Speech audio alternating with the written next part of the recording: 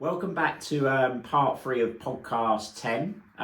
So this is the third and final part of this podcast where we've been talking about what makes a good training course. And the last part, is all about sort of finishing off the course and the best way to do that, and so that your learners get the best experience ultimately, and you sort of tick all the boxes. So the first point I've got is the importance of a sort of summative assessment, recap, quiz, whatever it might be. This is generally reinforcing the key teaching points and sort of, I guess, or assessing the key points and making sure they've met the course objectives and outcomes. If it's an accredited course, like I guess a lot of the courses we run, this will often be set by an awarding body. So it could be an examination, it could be written assignments, presentations, micro teaches, that sort of thing. But if you are running your own sort of workshops or courses where it's not necessarily accredited and you've come up with a program yourself, then you still obviously want to have some form of assessment at the end. You want to be able to measure whether it's a half a day course or a week's course. You know, by the end of it, you want to have some sort of form of assessment recap where you can make a judgment on what your learners have learned, maybe where their sort of gaps still lie in their knowledge, and maybe that might affect, you know, who moves on to further courses or if people need further action in that area. So I think, you know, whenever you're designing your course, that's always going to be a pivotal part to it.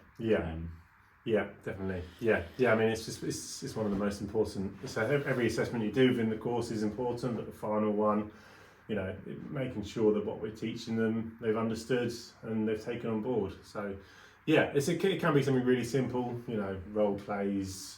That's what we use in first aid, or it can be, you know, something really like a proper exam. So you can adjust it to different learners. You know, some learners might be more suitable to an exam scenario. Some learners may be more suitable to just having a discussion at the end of a course. So yeah, really important. Yeah, I think it gives you that reassurance as a teacher or trainer if you're delivering a 3 or a 5 day course, to have some type of recap or summative assessment at the end of the day. It could be a multiple choice test. It could be even informal as a quiz, but it gives you that reassurance that they are on the right track, and you can judge by their body language, facial expressions. Are they grasping the answers? If not, then okay, I need to go back to the drawing board, and day 2, I'm going to tweak my content. So therefore, we're going to bridge the gaps, and we're going to make those reasonable adjustments for day 2. But hopefully, in a positive sense, everyone is hopefully going to achieve that recap. We want learners to pass, we do, and we want them to feel that they can achieve their goals. So hopefully the recap or summative assessment, that our learners are ready, there's no sort of hidden questions there, and that they can achieve where they're at in terms of their training course, where they need to be. Yeah, it's important not to make them too scary. Exactly. You don't want to surprise somebody with a 3-hour examination. When they're finished. Well, yeah, some are more informal, aren't they, I guess? But generally at the start of a course, obviously coming back to where we started out, you make it clear what the requirements of the course are. So that's, I guess we're saying at the end of a course, but a good point, Nick. Yeah, recaps can be really useful if it's a multi-day course. At the start of each day, we do it, don't we, on the level 3 AET. You know, what did we learn yesterday? Let's just recap that, reinforce it, and then you might notice that certain individuals have still got a few gaps, and that just highlights they might need some extra support, you know, as the course goes on. But yeah, okay. Excellent. So yeah, the next one was signposting and providing pathways. So yeah, I mean that's a really important thing to do at the end. So once the lesson's finished, obviously that's not where the learning necessarily finishes. So making that clear to our learners, offering them ideas and what they can do next. So that could be something like another course, or possible career pathways, even discussing that with them, especially as with the level 3 AET, for example. That's a really, you know, a lot of people take that and that's their first sort of foray into teaching, and it's the first step to many other qualifications. So making them aware of that and making us aware as a company of what people are going to do with that qualification is really useful. I think it's also important to say that signposting, you know, we're not going to know everything, and being honest when that happens, telling your learners you don't know the answer to that certain thing, and you're going to find out, or you're going to point them in the direction where they can get some more information on it. Yeah, Don't lie. I always encourage them to do it on the micro teach assessments, actually, when people are delivering a 15-minute session, because often you can only do a limited amount in 15 minutes. But if people have got really interested in your subject for 15 minutes, I'm saying give them a website or somewhere to go where they could get further information. And it's the same on the courses we deliver. You know, if people really, if you've ignited something, you know, they've got a passion, then you can say, well, go and have a look at this website. You know, obviously we do signpost people towards our YouTube channel as well, which is obviously, you know, what we're here now. But that's useful, isn't it? People can go and see, you know, previous learners of, you know, and teaching and assessment. So yeah, I think it's an important part of it, and it's, as you say, it then gives them an angle to carry on learning after the course. Yeah, absolutely. I think it's absolutely key to signpost. I quite like the term personal signposting. So I think it's all quite easy to signpost someone to a website. But what I quite like, and I think learners really appreciate, if you signpost them to a person who's a part of an organisation. So it could be a manager at an awarding body, and so have you approach this person at the awarding body? They're great to speak to. So it could be that if you are looking to set up your own first aid training business, for example, have you looked at this person at this organisation? They're a really good point of contact. So I think signposting can be really, really rich if you're really specific and you say, you know what, try to speak to this person because they will offer you good source of advice. So instead of sending them a link to a website, I think it's really good if you can sort of fine tune it and say, you know what, have a look at this particular area, or try and streamline it to what they want to do. And I think they'll be grateful for those sort of like the more direct answers on where they want to go, whether it's the next qualification or to do another training course perhaps. Yeah, excellent. Great. Who had feedback? Feedback, I think that was myself. Yeah, absolutely. So I think when you finish a course, or it could be a 3-day course or even a day, I think it's good to ask your learners to provide you with feedback, and I prefer feedback methods such as SurveyMonkey, where learners can complete an online survey form on their phone, and the results are anonymous, so you can't tell what the learners say about you. Or feedback forms, paper-based, I think are really good, but I think it's good to obviously cut down on paper, so anything digital is good. Very quick to do is SurveyMonkey, but I think it empowers the learner to give them a voice, but it makes you more human as a teacher or trainer to say, regardless of where I'm at in terms of my teaching career, I'm always adaptable to change. I'll always listen to you, the learner, so I'm accountable to change. And if you didn't enjoy this particular day, let me know, and I can make changes ready for tomorrow, or I know to make changes for my future course path as well. But I think it makes you more approachable and more human as a teacher. I think not giving the learners the opportunity to say anything, or to, not giving them a voice, I think it could sort of make learners feel a bit uneasy, I would say, because you're not going to change. I think that teaching, you have to stay in that state of flux, that you are changing, you're moving with the times. So I think the only way to do that is to gain feedback from your learners. That doesn't all need to be formal though, does it, I guess, as well? No. So, when I'm teaching the colleges, or even on the longer courses, people will let you know if they struggle with a topic, and when you're doing it, or I found a topic boring, because they're not, no way you can. So those sort of being in the moment, being amongst the group dynamics, you get general feedback as well. Your point about being anonymous, that's a good point. We obviously use Google for some of our reviews, which they scan the QR codes afterwards, give their feedback. On the level 3 AET, we do actually have the course evaluation form at the back of the Micro Teach Assessment Day pack, don't we? Which it's useful because they fill in the pack and it's there, and then they comment, but obviously their name is on the front of it. So that could mean, I guess it's still useful. People still do put constructive points on there. But I guess, really, if you wanted it to be completely, like if it was completely anonymous, maybe you get even more accurate sort of feedback, or people would sometimes, I guess, if they're a bit wary of leaving, more constructive stuff, then you're more likely to get it if they are anonymous. Yeah. I'm still obviously fairly new to teaching and training, but one of the things I kind of really enjoy is that you get to kind of, every new lesson you do, you get to try and make it better than the one you did before. Always striving for perfection. The constant search of the perfect course, and using feedback is I find it really interesting. Ways you can just be so creative with the course, and using feedback in that is really useful. I think it's all about being transparent, and I think that in this day and age, learners appreciate you being transparent. As Tom mentioned, the opportunity to leave a Google review, for example, just shows that you're open to all types of feedback, good and not so good.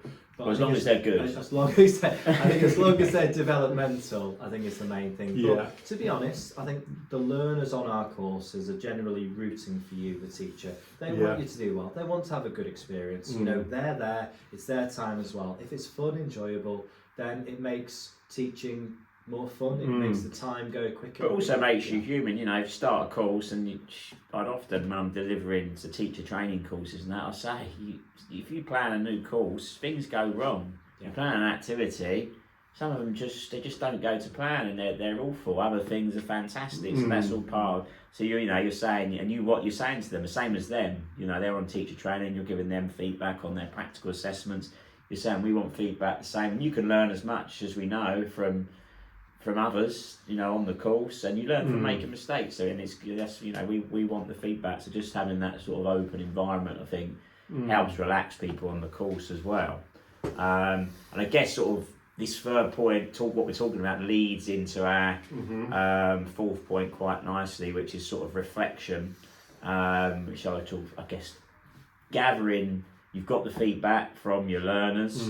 You've probably got the feedback from the course results, how people did. You might have feedback from, if you were more than one trainer in the room, you could have some peer feedback if there was a couple of you there. It could be that was, sometimes you've got your formal observations, you might get feedback there. So, but you gather all this information, reflect on it. And a lot of the courses we're delivering, several times over a short period of time. And if it was a new course and you delivered it half a dozen times, you probably like to think, come that sixth course, you've probably, reflected quite a bit, tweaked it, and looking to improve it. Obviously, at the moment, we're saying our level 3 AET has been, we rewrote it a couple of years back, and it feels like that sort of time again, where let's have a look at it, let's see how we can, maybe amend, bring in some new resources for it, make sure it's fully up to date.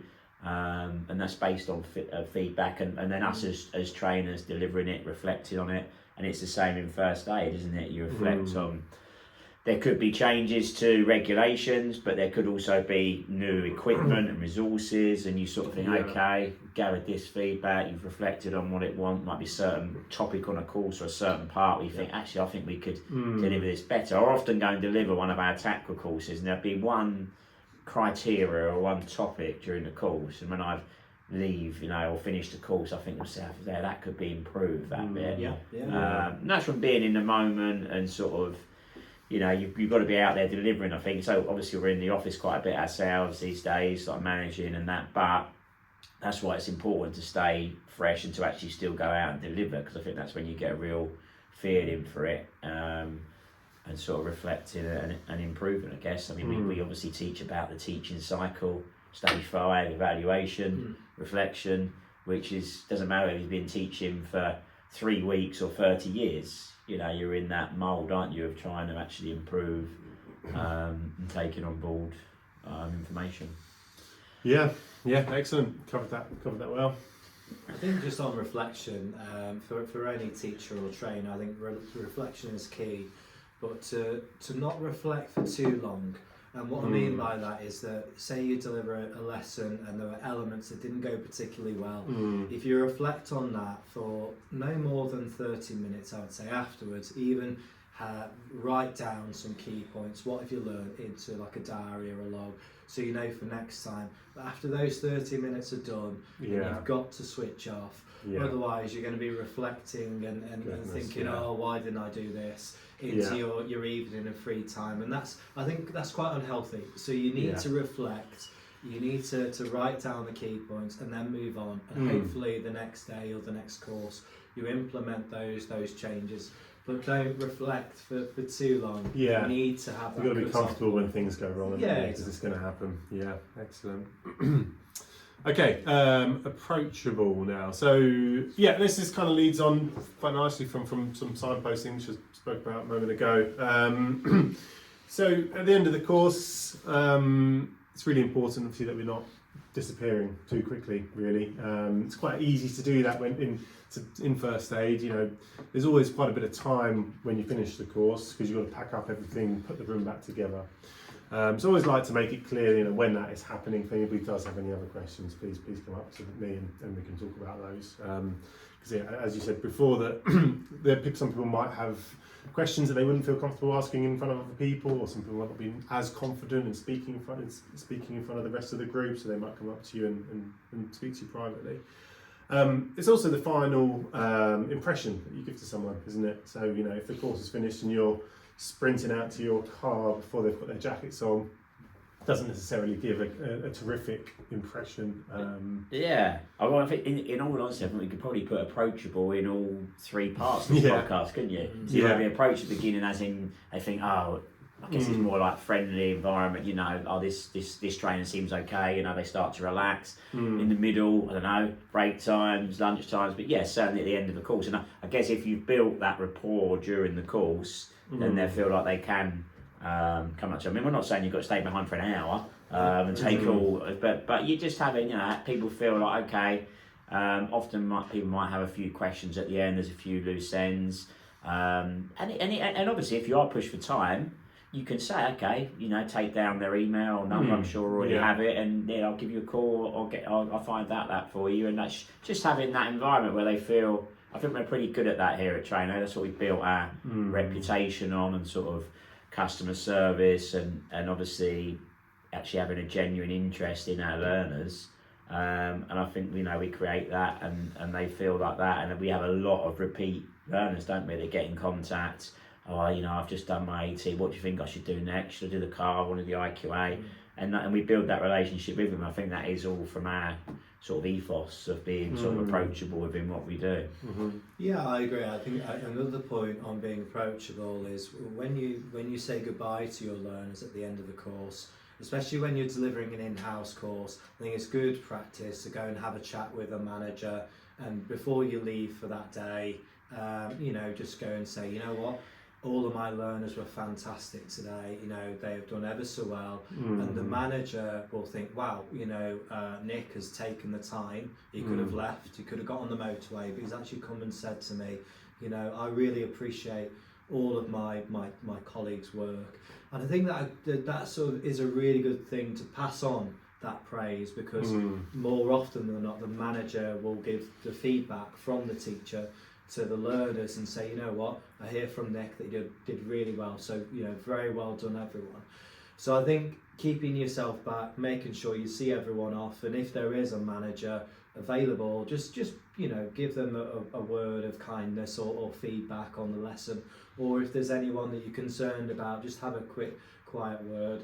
And I think that goes a long way, because I think they'll be quite curious as to how the class or the cohort are going with their course. So I think approachable to your learners, but also you're accountable to your the course booker or the manager as well. So I think it's a good thing just to have a quick chat that way. Yeah, brilliant. Great.